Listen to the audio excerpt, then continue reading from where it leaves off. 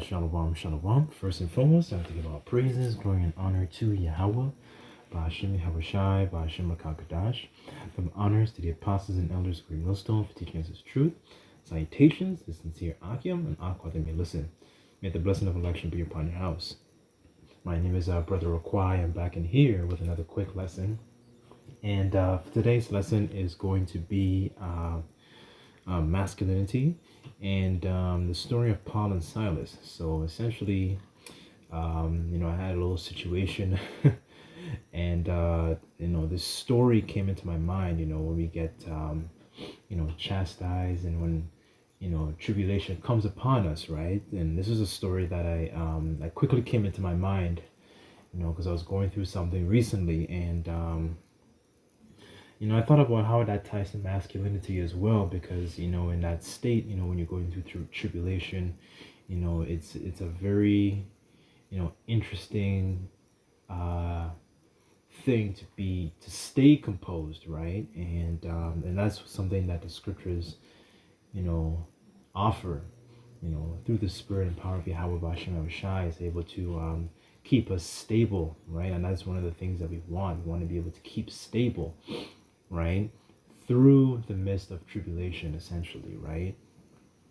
Now, I don't have this precept on the screen, but I just want to, just open up start off with this quick point, and then I want to get to the story and how this all ties into masculinity, right? So this is Isaiah 33:6, and it says, "And wisdom shall be the stability of thy times, and the strength of salvation, the fear of the Lord Yahweh is his treasure."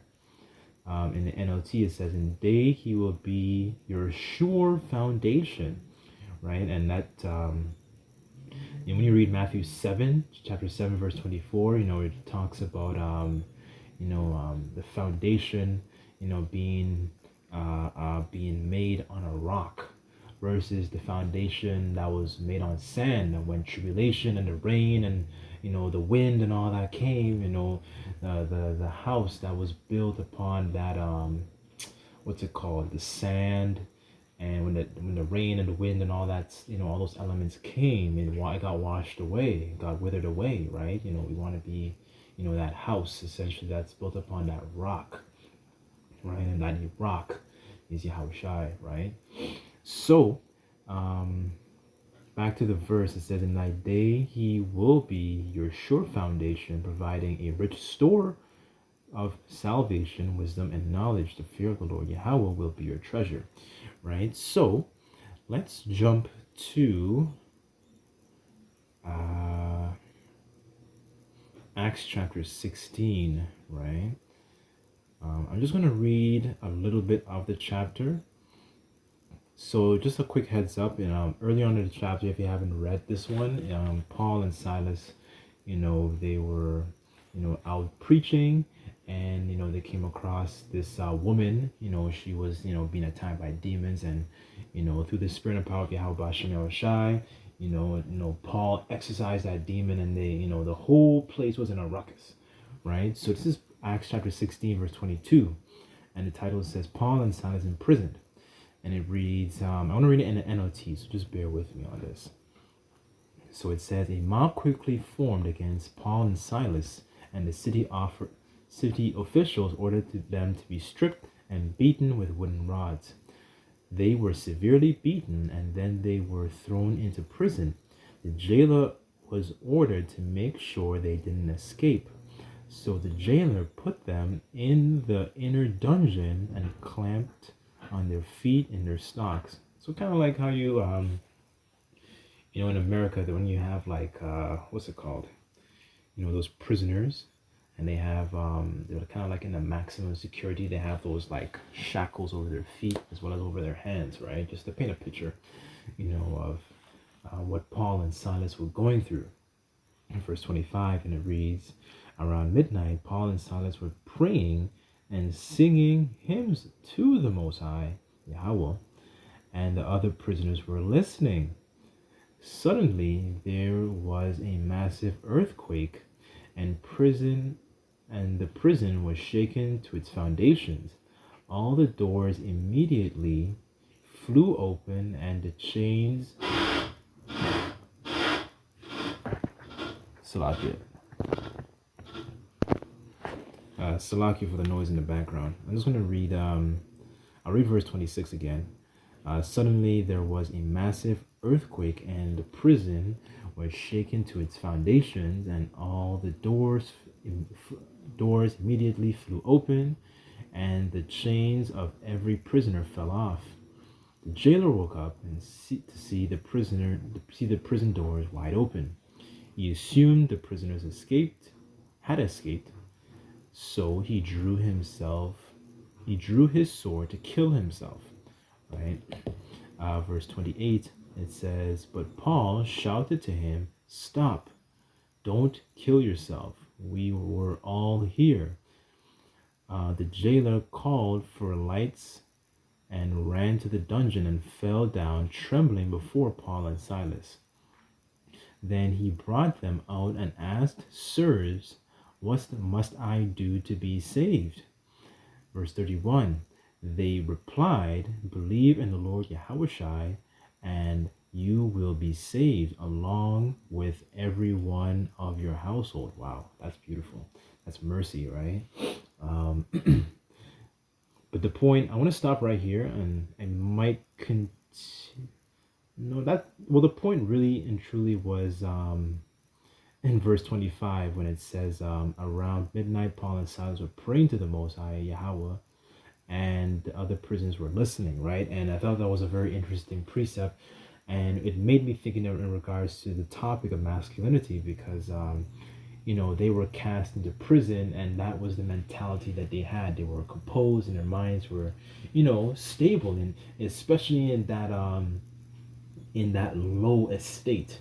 In Philippians, Paul talks about being, abased and also being abound, right? The Most High would take us through these tribulations, back and forth. There were moments where we're doing good, and there are moments where we're not doing so good, right?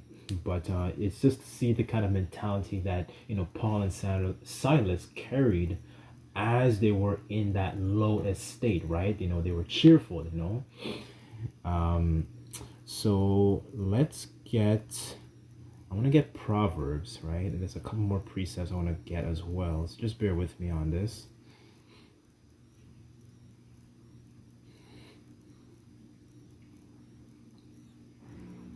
I believe it's 20 and 28.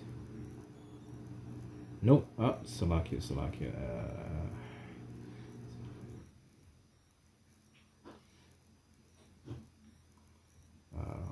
Just bear with me 1 second. Let's see if I can find it.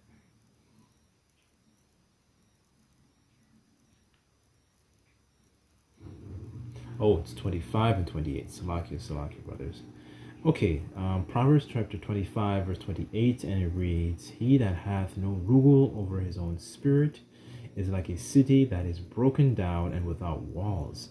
And you can imagine a city that is broken down, essentially without walls. It's very, very vulnerable to attack, right? And, and this is something that is strong. Like when you're in a situation or in a low situation, and then you get carried away with the external environment. It's so easy to be, what's it called? Be penetrated, right? It'd be easily to be attacked, right, by the external forces, right? But Paul and Silas exemplified the latter, right? They were in the spirit of joy and cheerfulness as they were in that low estate. So, let's get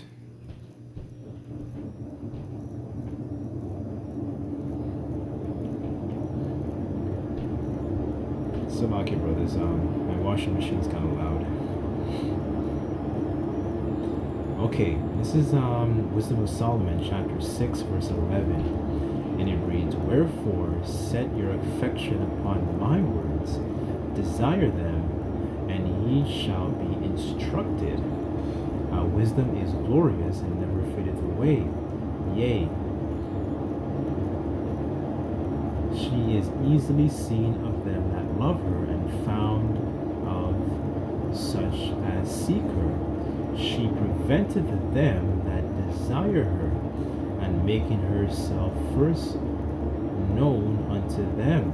Right? So this is the perks of actually having wisdom and knowledge, right? Because it provides us a sort of conduct and composure and comfort as well, in the midst of, when you're going through those, those tough times, right?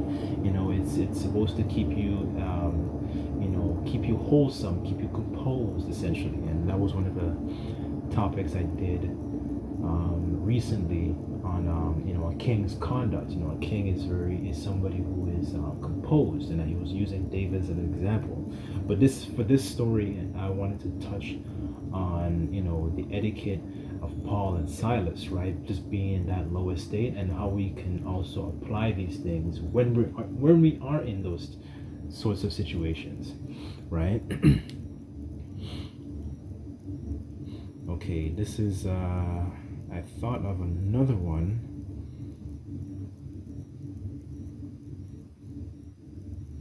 Okay, this is Salach chapter 11 verse 25, and it reads, "In the day of prosperity there is a forgetfulness of affliction, and in the day of affliction there is no remembrance of prosperity," right? And this goes back into the balance, and because we know that Yahweh Bashim Yahushai is a balanced power. So there'll be moments where we're like, okay, things are going well, right? And then there'll be moments where it's like, okay, things are not going so well, right? And when we are doing well, we tend to forget about the affliction, and then when we're in the affliction, we don't tend to remember the prosperity, right? So it's just, it just shows the balance, and essentially a type of mentality to adopt when we're in those, those two different situations, right?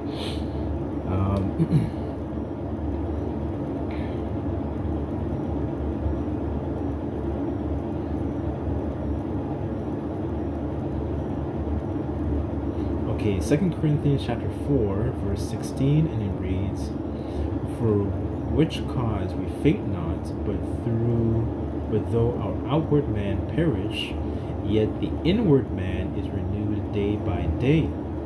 Verse 17, "For our light affliction, which is but for a moment, worketh for us a far more exceeding and eternal weight of glory, while we look not at the things which are seen, but at the things which are not seen. For the things which are seen are temporal, for only for a time, but the things which are not seen are eternal," right? So there are things that we cannot see. We think about having a righteous kingdom, being in our people being in a righteous state of mind, things of that nature. Dwelling in unity. All these gifts that come with our people being all being unified, the perks of the kingdom, and so on and so forth, right? So those things are eternal, right? This is why we stack up treasures in heaven, right? Because the treasures we have are corruptible and they're temporal. They're not anything of value per se, right? But the scriptures talk about goodness, I completely forgot it. Let me just grab it. Okay, this is Proverbs 11:4, and it reads, "Riches profit not in a day of wrath, but righteousness delivereth from death." Right? So this is the source of riches that we want to accumulate, right? But it kind of went a little off topic, but hopefully, this lesson was edifying. The stories. The rest of the stories are also very, very interesting. The jailer ended up being, converted, right? So I might do another segue lesson on that, Yahweh Ratiza. And I just like to give our praises, glory, and honor to Yahweh, Ba'ashem, Yahweh Shai, Ba'ashem, Kakadash. Give our honors to the apostles and elders of the millstone for teaching us his truth. Until next time, I say Shalawam.